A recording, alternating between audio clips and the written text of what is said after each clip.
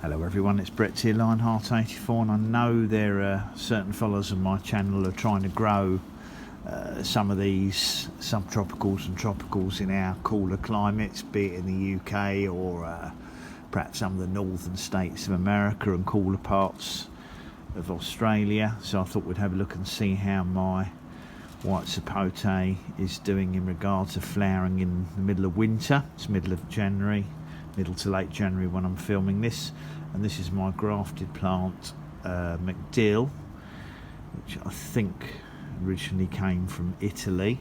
It has flowered, as you can see, and it has got initial fruit set now. A lot of these will drop off.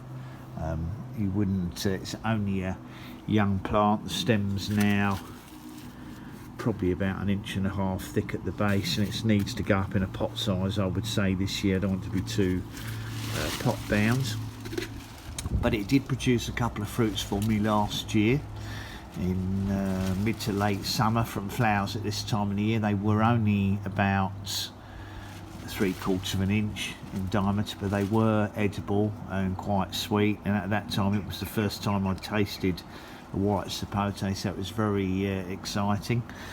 You can see some signs on the plant here. There's a bit of stickiness, so it's probably got a little bit of scale appearing here and there. These are very prone to scale, especially indoors. You can see more flowers there. These seem to flower mostly on spurs or side shoots formed off the main trunk, and also in some cases the flower buds are right on the main stem as well. As I said, it has got a little bit of scale on it, but it's very minor at the moment, so I'm not going to pull it out and spray it, but nevertheless you can see the stages of flower. And I'm not going to show you my other one because it means sort of fiddling about moving the plants, but the other one, which is a Wilson, does have flowers on it as well. However, when this flowered last year, it was the only one flowering and the flowers did set. So this variety seems to be fairly self-fertile. They have small, around the centre of the plant, they have small stamens and anthers, and in the middle you can see the, I think it's the stigma, the female part of the flower.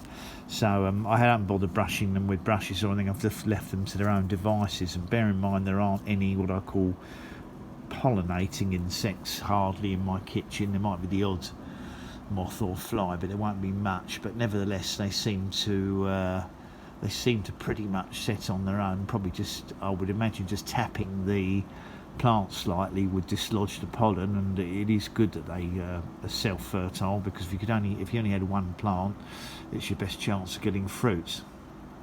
So looking pretty good so far. It's got the odd random flower higher up on the plant, so it is flowering higher up, and again 2 fruits seem to have set there.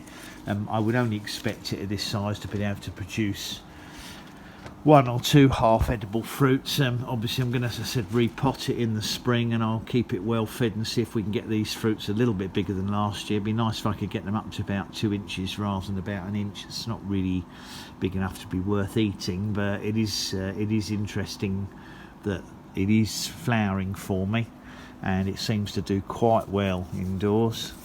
So that stickiness on the leaf there is normally a sign of the plant suffering from scale insects. There's one there.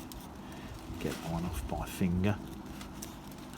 But it's not too bad at the moment. It picked up quite a few last winter, but I think it's as long as I keep an eye on it and don't let them get too established, I should be able to deal with them very easily once I get it outside.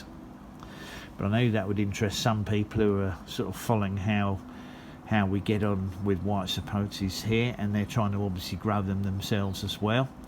So I shall definitely allow 1 or 2 fruits to set. I'm not one of those people who wants to wait 10 years for the tree to get huge, because I'm going to have to keep it small anyway, because I have to bring it inside each winter. So therefore I may as well let it try and set a few fruits now. It shouldn't affect the vigour of the plant too much, and in any case I'm not trying to grow a 15-foot tall,